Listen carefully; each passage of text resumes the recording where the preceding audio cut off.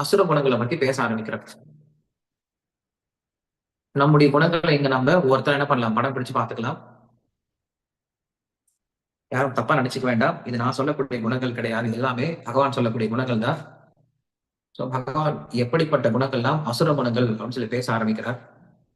பார்க்க ஆரம்பிக்கலாம். தம்பம் அப்படின்னு சொல்லி சொல்ற முதல்ல. ஓகே, தம்பம் அப்படின்னு தெரியுமா? மற்றவர்களுடைய ஷோக்காக ஆன்மீகத்தை கடைபிடிக்கிறது. மத்தவங்க பாராட்டணும், மத்தவங்க நம்மளை பார்த்து புகழணும் அப்படின்றதுக்காக ஆன்மீகத்தை கடைபிடிக்கிறது. இந்த மாதிரி இருக்கக்கூடாது. நாம் ஆன்மீகத்தை கொஞ்சம் செஞ்சாலுமே கூட அது நம்மளுடைய திருப்திக்காக செய்யணுமே தவிர மற்றவங்களை இம்ப்ரெஸ் பண்றதுக்காக நம்ம ஆன்மீக காரியங்களை பண்ணக்கூடாது. நம்ம மனசால பண்ணும் இல்லையா, மனதால பண்ணும். தம்பம் அப்படிங்கிறது பொய்யான புரட்டுத்தன்மைன்னு சொல்லி சொல்றோம், இல்ல ஏமாற்றக்கூடிய தன்மைன்னு சொல்லி சொல்றோம். அப்படி இல்லாம நம்ம என்ன பண்ணணும், நம்முடைய ஆனந்தத்திற்காக பகவானுடைய திருப்திக்காக ஆன்மீகத்தை பண்ணுமே தவிர நம்ம என்ன பண்ணக்கூடாது அப்படின்னா மக்களை கவர்வதற்காக மக்களுக்கு நல்ல பேர் வாங்குறதுக்காக என்ன பண்ணக்கூடாது, ஆன்மீகத்தை பண்ணக்கூடாது. தம்பம் தர்ப்பம் அப்படின்னு சொல்றோம். தர்ப்பம் என்னது, எல்லாரும் எனக்கு மரியாதை கொடுக்கணும் அப்படின்னு நினைக்கிறது. நான் யாருக்கும் மரியாதை கொடுக்க முடியாது, எனக்கு எல்லாரும் மரியாதை கொடுக்கணும். யுதிஷ்ட மகாராஜன் ராஜ அசூய யஜ்யம் அப்படின்ற யஜ்யம் பண்ணிட்டு இருக்காரு.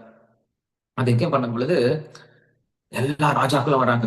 ராஜாக்கள் எல்லாம் வரும் பொழுது நிறைய கூட்டம், எல்லா ராஜாக்களும் உலகத்தில் இருக்க எல்லா ராஜாக்களும் வந்தாகணும் அந்த யஜ்யத்துக்கு. எல்லாம் போர் தான் நடக்கும். எல்லாம் வந்துட்டாங்க. சோ வரும்போது ஒவ்வொருத்தருக்கும் ஒரு வேலையை பிரிச்சு கொடுத்துருக்காரு யுதிஷ்ட மகாராஜன்.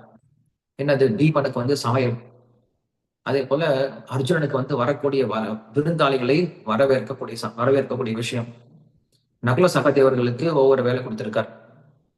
சோ கிஃப்ட்ஸ் எல்லாம் வாங்கி வைக்கிறது, இப்படி ஒவ்வொரு வேலை கொடுத்திருக்காராம். அதுல துரியோதன் வராங்க. சோ துரியோதன்லாம் அப்ப சண்டை போடா சமயம், சண்டைக்கு முன்னாடி சமயம், போருக்கு முன்னாடி சமயம். துரியோதன் வரானா பாக்குறான், ஆச்சரியப்பட்டு பாக்குறான். டேங்கப்பா, இவ்வளவு பெரிய ஒரு யஜ்யம் பண்றாங்க, இவ்வளவு செல்வமா இவங்க கிட்ட இவ்வளவு கிஃப்ட்ஸ் கொடுக்குறாங்கன்னு சொல்லிட்டு ரொம்ப ஆச்சரியப்படுறான். அவங்க கஜானாவை பார்த்து ரொம்ப ஆச்சரியப்படுறான், பொறாமையை கூட பண்றான். அப்ப என்ன பண்ணாரு யுதிஷ்ட மகாராஜன், என்ன பண்ணாரு அப்படின்னா அந்த துரியோதனுடைய கையில சாவியை கொடுத்துட்டாரு. சாவி கொத்து கொடுத்துட்டு, நீ என்ன பண்ணு, கஜானாவில் இருக்கக்கூடிய பணத்தை வந்த கிஃப்ட்ஸ் என்ன பண்ணி யாருக்கு தானமா கொடுன்னு சொல்லிட்டாரு.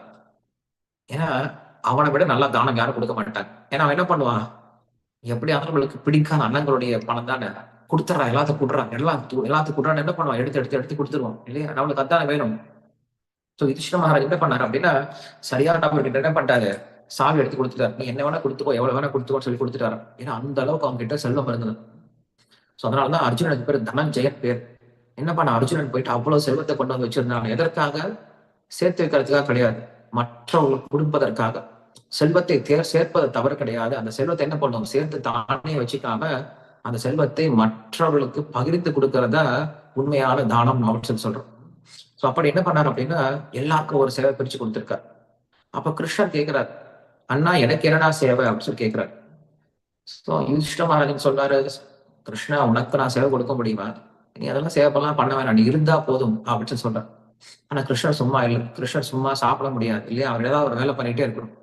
அவர் என்ன தெரியுமா சேவை எடுத்துக்கிட்டாரு, அந்த திருவிழாவுக்கு வரக்கூடிய எல்லா நபர்களுடைய பாதத்தையும் கழுவக்கூடிய சேவை எடுத்துக்கிட்டாரு.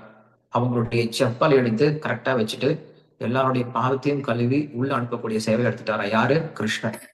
சாக்ஷாத் பகவான், ஸ்வயம் பகவான். யாருடைய பாதத்தை லக்ஷ்மி தேவி தொட்டுட்டு இருக்காங்களோ, யாருடைய பாதத்தை யோகிகள் எல்லாம் தியானம் பண்ணிட்டு இருக்காங்களோ, யாருடைய பாதத்துல தீர்த்தம் கிளம்புனதுனால அதற்கு கங்கை அப்படின்னு பெயர் இருக்கோ, அப்படிப்பட்ட பகவான் என்ன பண்றாரு, அந்த ராஜ அசூ யஜ்யத்துக்கு வரக்கூடிய எல்லாருடைய பாதத்தையும் கல்வி உள்ள அனுப்பி வைக்கிறாரு. அவ்வளவு பெரிய ரொம்ப பணிவான சேவை எடுத்துக்கிட்டார். அப்படி எல்லாருக்கும் சேவை பண்ணிட்டு இருக்காரு. சேவை பண்ணிட்டு இருக்கும்போது உள்ளார பெரிய பேச்சு போயிட்டு இருக்கு. யாருக்கு பூஜை பண்றது, அக்ர பூஜை யாருக்கு பண்றது, முதல் பூஜை யாருக்கு பண்றது, இந்த உலகத்திலேயே எல்லாருடைய பூஜைக்கும் ஏற்ற நபர் யார் அப்படின்னு ஒரு கேள்வி வருது. அங்க பார்த்தோம்னா எல்லா தேவர்களும் உட்கார்ந்துட்டு இருக்காங்க. யாராவது ஒரு தேவனை எடுத்தோம் அப்படின்னா மற்ற தேவனுக்கு கோவப்படக்கூடாது. எல்லா தேவர்களுக்கும் சம்மதமாக ஒரு தேவனை செலக்ட் பண்ணும். சரி, ரிஷிகள் எடுத்துட்டோம்னு வச்சுக்கோங்களேன், நிறைய ரிஷிகள் இருக்காங்க. யாராவது ஒரு ரிஷியை நம்ம சூஸ் பண்ணிட்டோம் அப்படின்னா மற்ற ரிஷிகள் என்ன பண்ணும், கோவப்பட்டு சாபம் கொடுத்துடக்கூடாது. எல்லா ரிஷிகளும் என்ன பண்ணணும், ஏற்றுக்கொள்ளக்கூடிய விதத்துல ஒருத்தர் இருக்கணும். நிறைய ராஜாக்கள்லாம் இருக்காங்க.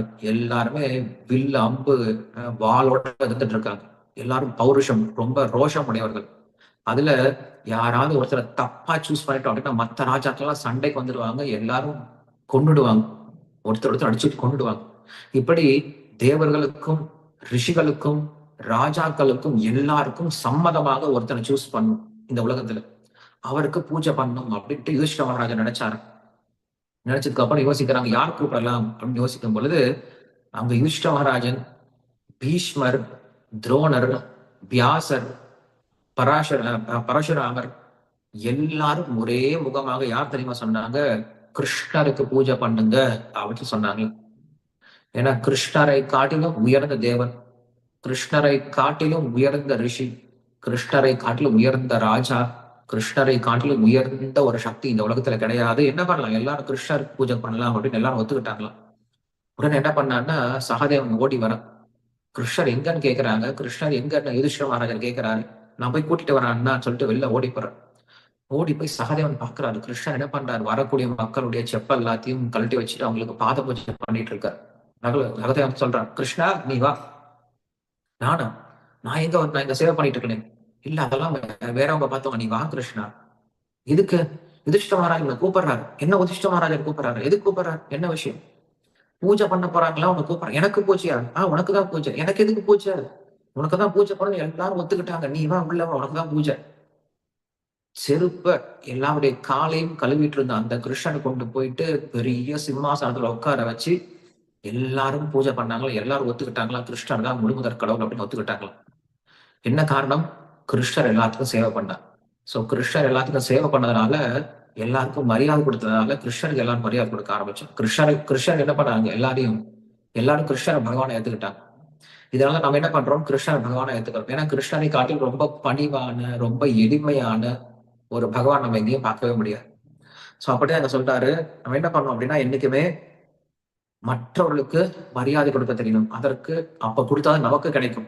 அந்த எதிர்பார்ப்போட கொடுக்க கூடாது. பட் மற்றவங்களுக்கு மரியாதை கொடுக்கறது அப்படிங்கிற நல்ல குணம்.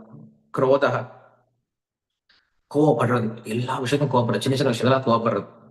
நம்ம தான் உடலில் ஆத்மான்னு சொல்லி கேட்டுட்டு இருப்போம். அப்புறம் திடீர்னு உப்பு இல்லாத விஷயத்தெல்லாம் பயங்கரமா கோவப்பட்டு இருப்போம். கோவத்தை விட்டலாம். அப்புறம் பௌருஷ, பௌருஷ அப்படின்னா ரொம்ப கடுமையான சொற்களால திட்டுறது. இப்படியாக அங்க முன்னாடி சொல்லப்பட்ட 26 நல்ல குணங்களுக்கு எல்லா விதமான வகையிலும் எதிர்ப்புறமா இருக்கிறது எல்லாமே என்ன சொல்றது, அசுரகுணம் அப்படின்னு சொல்றாரு. அதுக்கப்புறம் அஞ்ஞான அப்படின்னு சொல்றாரு. அஞ்ஞானம் அப்படின்னா எது சரி எது தவறு அப்படின்ற ஒரு நன்னடத்தை தெரியாம நடந்துக்கிறதுக்கு பேர் அஞ்ஞானம் அப்படின்னு சொல்றாரு. இப்படிப்பட்ட குணங்களை என்ன பண்ணுவாங்க, தீரர்கள் தவிர்க்கணும் அப்படின்னு சொல்லி சொல்றாரு. தீரர்கள்னா யாரு?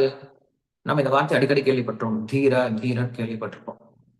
சோ தீரர்கள்லாம் யாரு அப்படின்னா, யார் ஒருவன் தன்னுடைய புத்தியை கொண்டு தன்னுடைய வாசனைகளை வாசனைகளால வரக்கூடிய கர்மத்தை துளைத்தர்றான்னு அவனுக்கு பேர் தீரன் சொல்லி சொல்றான். என்னது அர்த்தம்? நம்முடைய வாசனைகள் நம்ம கிட்ட எப்ப இருந்துட்டே இருக்கும். அந்த வாசனைகள் என்ன பண்ணணும், நம்முடைய புத்தியை கொண்டு நம்ம என்ன பண்ணணும், கொஞ்சம் கொஞ்சமா அந்த வாசனைகள் நம்ம விலக்க ஆரம்பிக்கணும். இப்ப துருவன் ஒரு பையன் இருந்தான். துருவ மகாராஜன் நம்ம கேள்விப்பட்டிருக்கோம். துருவன் கேள்விப்பட்டிருக்கோம். அவன் இருந்தான், சின்ன பையன் தான், 5 வயசு பையன் தான். அந்த 5 வயசு பையனுக்கு ஒரு அவமானம் ஏற்பட்டது. அந்த அவமானம் ஏற்பட்ட என்ன பண்ணான் அப்படின்னா, அவனுக்கு உடனே கோவம் வந்துடுச்சு. கோவப்பட்டு என்ன பண்ணான், உடனே அவன் காட்டுக்கு போறேன்னு சொல்லிட்டு கிளம்பி போயிட்டான். பயங்கரமா கோவப்பட்டான். சோ இந்த கோவம் அப்படிங்கிறது கெட்ட குணம் தானே. உண்மையில கோவப்படக்கூடாது, ரோஷமே வரக்கூடாது. குறிப்பா சின்ன குழந்தைகள் என்ன கோவம் வருது, 5 வயசு குழந்தைங்க என்ன கோவம், 5 வயசு குழந்தைங்க என்ன ரோஷம் வருது. சோ ரோஷம் கோவம் எல்லாம் வரக்கூடாது. ஆனா துருவனுடைய வாசனை பலம் இருக்கு இல்லையா. வாசனை என்னது, முன் ஜென்மத்திலிருந்து வரக்கூடிய அந்த கர்ம வினையினால வரக்கூடிய அந்த வாசனைன்னு சொல்லி சொன்னோம் இல்லையா. சோ துருவனுக்கு என்ன பண்ணுது, முன் ஜென்மத்திலிருந்து வரக்கூடிய அந்த வாசனைகளால என்ன பண்ணான், கோவப்பட்டான், ரொம்ப கோவப்பட்டான். ஆனா என்ன தெரியுமா ஆனது, ஒரு வாழ்க்கையில ஒரு பெரிய திருப்பம் ஏற்பட்டது. என்ன ஆனது, அவனுக்கு நாரதருடைய சங்கம் ஏற்பட்டது. சோ நாரதருடைய சங்கத்தினால அவன் கோவத்தை என்ன பண்ணிட்டார், அவரு மாத்தி விட்டார், தபஸ்யா மாத்தி விட்டார். அந்த கோவத்தை என்ன பண்ணா, அவன் உபயோகப்படுத்திக்கிட்டான். எதற்காக, பக்தியில முன்னேறுவதற்காக உபயோகப்படுத்திக்கிட்டான். அவன் என்ன பண்ணா, உட்கார்ந்து பகவானை தியானம் பண்ண ஆரம்பிச்சான். 6 மாசத்துல பகவானை தரிசனம் பண்ணிட்டான். அப்ப அவன் என்ன பண்ணா, தன்னுடைய வாசனையை, தன்னுடைய கோபம் அப்படிங்கிற அந்த வாசனை என்ன பண்ணிட்டான் அப்படின்னா, பக்த சங்கத்தினால மாத்திக்கிட்டான். இதுவே அவன் தேவையில்லாம கோவப்பட்டு, யார் கூடயாவது சண்டை போட்டு, யாரையாவது அடிச்சு திட்டிருந்தான்னு வச்சுக்கோங்களேன், அந்த கோவம் அப்ப முடிஞ்சிருக்கலாம். மறுபடியும் அந்த கோவம் உள்ள போய் சந்திக்கும். மறுபடியும் அடுத்த பிறவில மறுபடியும் அது கன்டின்யூ ஆயிட்டே இருக்கும். சோ அப்ப நம்ம என்ன பண்ணோம் அப்படின்னா, நம்முடைய வாசனைகள் மேலிருந்து வளரும் பொழுது, அதை என்ன பண்ணும்? மெதுவா விலக்க ஆரம்பிச்சிடும். அப்ப அது முடிஞ்சு போயிடும். அடுத்த ஒரு வாசனை மேல வரும். அது என்ன பண்ணும்? நம்முடைய சாஸ்திர ஞானத்தை கொண்டு, பக்த சங்கத்தை கொண்டு என்ன பண்ணும்? இது தவறு அப்படின்னு பார்த்து என்ன பண்றோம்? அதை விளக்க ஆரம்பிச்சிடும். அடுத்த ஒரு வாசனை வெளில வரும். அதை நம்ம என்ன பண்றோம்? ஜாக்கிரதையா பார்த்து தவிர்க்க ஆரம்பிச்சிடும். இப்படியா நம்ம என்ன பண்ணும்? கொஞ்சம் கவனிச்சு நம்முடைய வாசனைகள் எல்லாத்தையும் என்ன பண்ணும்? கொஞ்சம் கொஞ்சமா தவிர்க்க முயற்சி பண்ணும். இதற்கு பக்தர்களுடைய சங்கம், ஞானம் அப்படிங்கிறது ரொம்ப முக்கியம் அப்படின்னு சொல்றாரு. சொல்லி முடிச்ச உடனே அர்ஜுனனுக்கு வந்து ஒரு பயம் வந்துருச்சு.